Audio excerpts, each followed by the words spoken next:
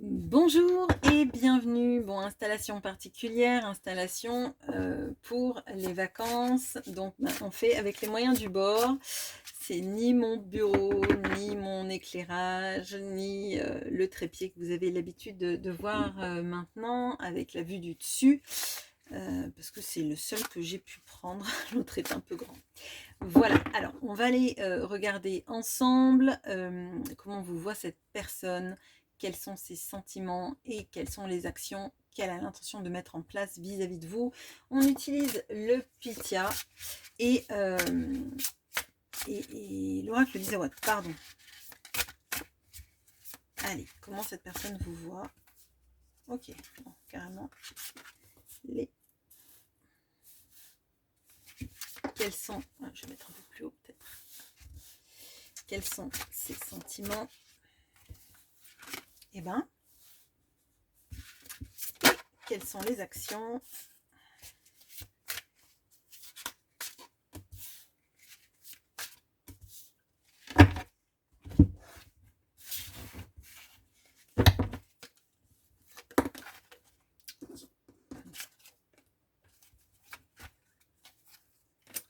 Bon, j'espère que vous passez de bonnes vacances pour ceux, ceux qui peuvent en prendre, ou ceux pour qui c'est le tour, et que ceux qui en reviennent sont bien reposés, et que ceux qui vont en prendre prennent leur mal en patience.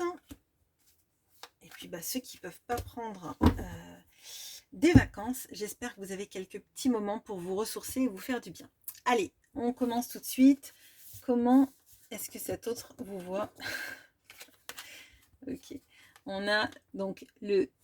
Hop, avec la lumière. On a le 10 de denier et le dolmen. Ok. On a le jugement et le message. Le roi de bâton et la balance. Bon. Alors, déjà, cette personne vous voit comme une personne très forte, très capable de surmonter des situations. Il y a une notion vraiment chez vous de la justice. Je pense que vous avez, parce qu'on voyait deux fois, donc on a le jugement là, et on a donc les juges de l'outre-monde, enfin du, je sais plus comment on dit, enfin de là où il y a Hadès, etc. C'est pas les enfers chez les, chez les dieux grecs, mais c'est, vous voyez, les, bon, je sais plus, les juges du monde souterrain, on va dire, ça va être ça. On a donc une balance ici, on a la balance ici, donc alors, soit vous êtes du signe de la balance, ou quelqu'un ça vous parle carrément, mais on a cette notion de, vous êtes quelqu'un de juste, hein, quelqu'un qui voulait la justice, vous voulez mettre de la justice dans votre vie, il y a peut-être un désir actuellement de mettre un peu plus de justice dans votre vie, d'être un peu plus peut-être considéré,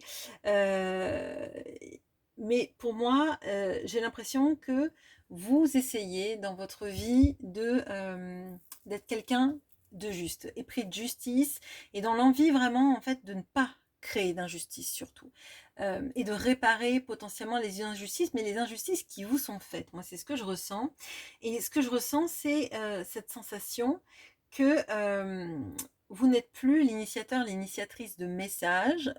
Pourtant, il y a un message là. Il y a un message que votre autre sait qu'il faudrait vous envoyer, qu'il aimerait ou qu'elle aimerait vous envoyer. Pour l'instant, les choses ne se font pas et j'ai l'impression qu'il y a une pression là.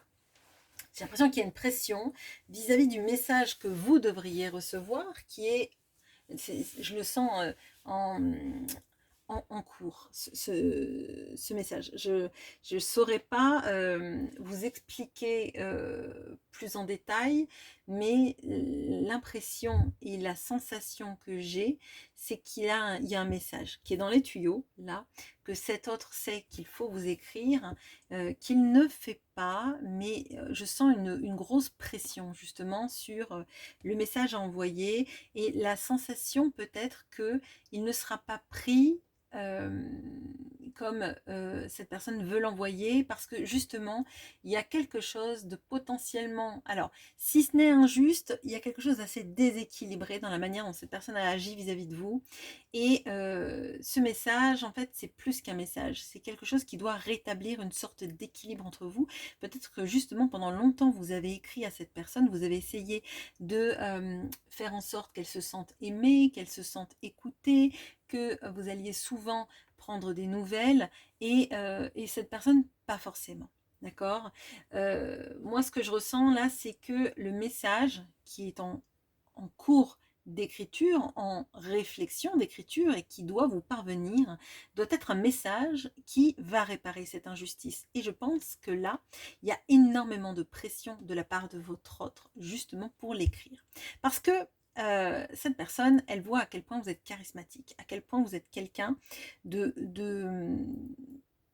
je dirais, d'ancré, d'accord, quelqu'un qui fait du bien à tout le monde en fait, et là il y a cette notion de, vous en avez un peu, moi je sens le ras-le-bol, peu ras-le-bol de prendre soin de tout le monde, et que finalement on prenne peu soin de vous, en tout cas ceux qui prennent soin de vous, c'est vraiment, je dirais, le premier cercle.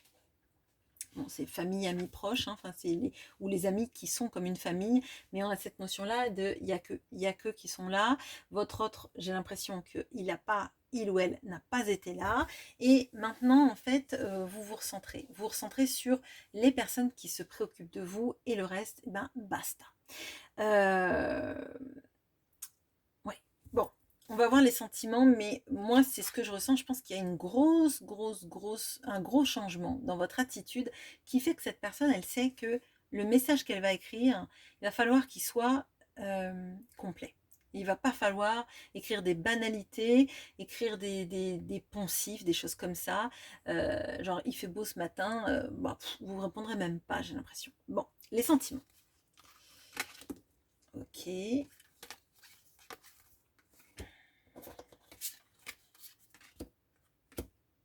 Alors, on a le 9 de bâton, pardon, et les pingouins.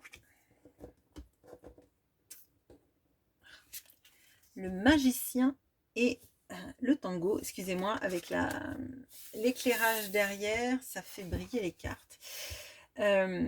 Et le 6 d'épée et le chat. Bon, alors, votre autre, le moins qu'on puisse dire, c'est que c'est quelqu'un qui fait un pas en avant, j'allais dire 3 pas en arrière, mais 3 pas, ça serait peut-être pas beaucoup, hein.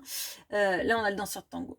On a cette notion-là, vous voyez, vraiment de la valse de l'attitude, je dirais, d'un positionnement qui est jamais trop certain. D'accord. On a le positionnement, pardon, je dirais, du célibataire. Alors, c'est pas pour critiquer les célibataires, hein, du tout, mais j'ai cette notion-là de pas rendre des comptes.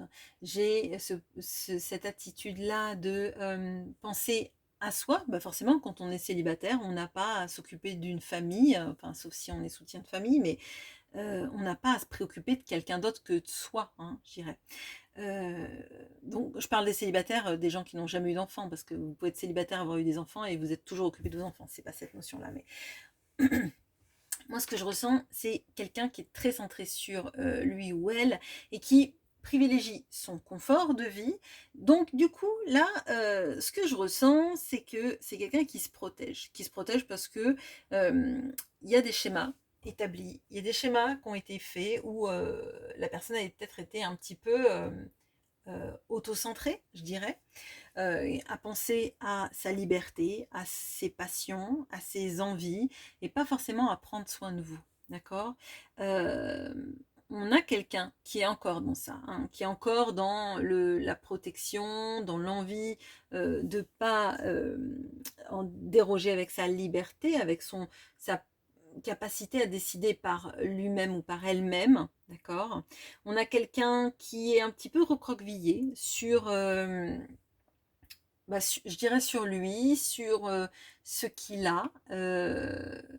Vraiment, pour moi, là, on a plutôt quelqu'un qui est auto-centré, qui a envie de quitter certains schémas, on le voit, notamment tout ce qui est de la toxicité, notamment tout ce qui est de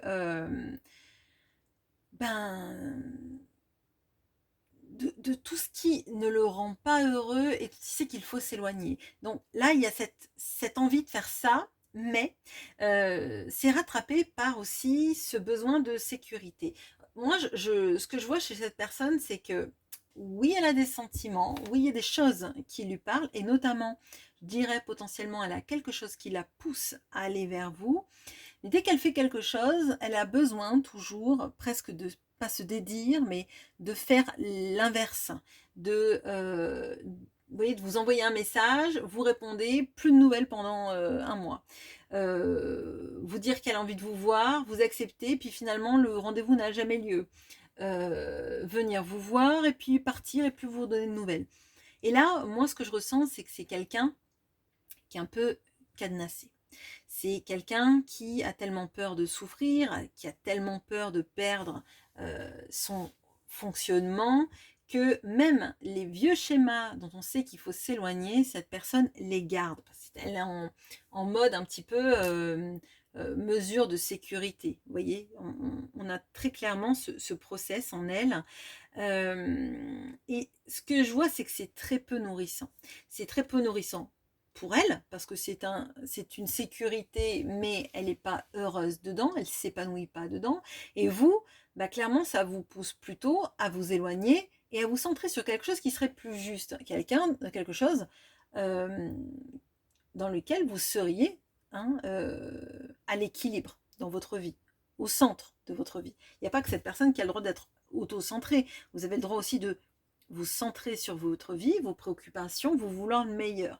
Là, on voit que cette personne, pour l'instant, elle n'en est pas capable. D'accord ? Peut-être qu'elle prend soin d'une famille, peut-être que tout simplement, elle prend soin d'elle-même, de ses schémas, et ça lui fait un petit cocon confortable.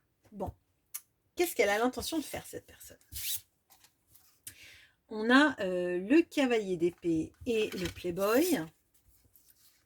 Le cavalier de bâton et la déception, super. On a le valet de coupe et la pin-up. Bon. Alors là, pour moi, on a un dialogue qui va venir, et à contrario de ce qu'elle pressent et de ce qu'elle sait qu'il faut faire, c'est-à-dire mettre de la justice dans son message, faire un vrai message qui apporte quelque chose, qui soit juste envers vous, pardon. Là, moi, ce que je ressens, c'est que cette personne, elle va venir en mode séduction. Et voilà les grandes tirades, et voilà les grands mots, la séduction, les grandes tirades, je le vois. Mais alors pour moi, ce ne sont pas des grandes tirades amoureuses, c'est plutôt des grandes tirades sur qui elle est, ce qu'elle a fait, le fait que ce serait super que vous vous voyez, potentiellement dans un but de vous reséduire, de vous ramener vers elle, d'accord ? Mais tout ça, ce que je ressens, c'est que c'est décevant.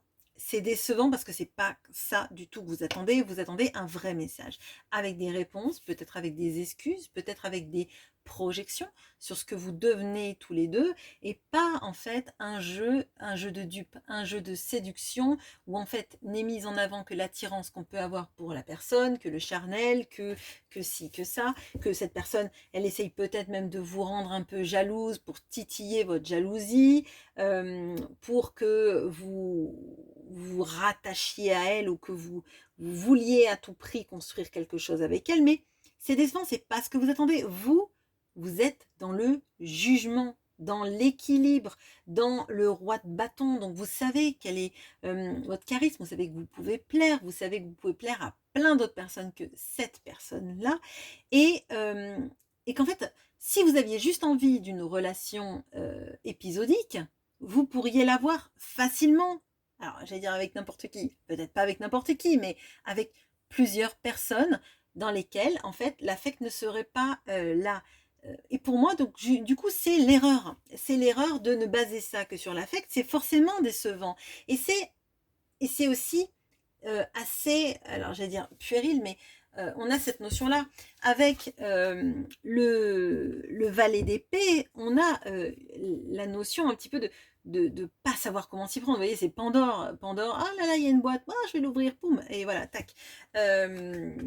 Très clairement, pour moi, c'est un peu du grand n'importe quoi. C'est vraiment vouloir communiquer avec vous, peut-être vite, hein, vite pour pas que vous lassiez, parce qu'elle sent aussi que vous êtes un peu pas dans le désintérêt, mais dans moins aller la rechercher. Et qu'est-ce qu'elle fait?